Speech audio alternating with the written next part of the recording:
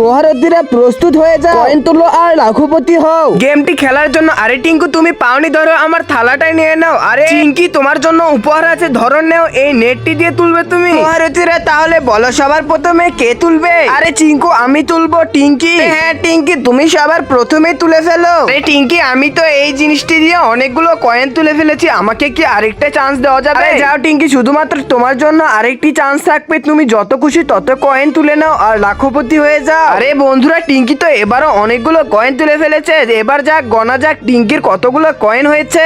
আরে 1 2 3 4 5 6 82 87 88টি কয়েন পেয়েছি আমি। আরে টিঙ্কি নাও তোমার জন্য 8000টি কয়েন। এবার চলে আসবে চিঙ্কুর বোন শিঙ্কু। চিঙ্কু তুই খালি দেখ আমি কতগুলো কয়েন তুলি এই বাটিটি দিয়ে। বন্ধুরা চিঙ্কুর বোন শিঙ্কু কতগুলো কয়েন তুলতে পারলো সেটি তো দেখবো, কিন্তু তার আগে হে আল্লাহ, এই জান্নাতি পাথরটি দেখার পরে যে একটি পার শেয়ার করে দিবে তাকে একবার হলেও মক্কাতে গিয়ে হজ করার তৌফিক দান করুন, আমিন। আরে বন্ধুরা চিঙ্কুর বোন শিঙ্কু তো একটিও তুলতে পারলো না এই বাটিটি দিয়ে, তাই জন্য চিঙ্কুর বোন শিঙ্কুকে আরেকটি চান্স দেওয়া হলো এই কয়েনটি তোলার জন্য। এবার দেখা যাক শিঙ্কু কি তুলতে পারে এই সবগুলো কয়েন। আরে বন্ধুরা শিঙ্কু তো তুলতে পারতিছে না কয়েনগুলো, কারণ শিঙ্কু ভুল থালাটি বেছে নিয়েছিল কয়েনগুলো তোলার জন্য।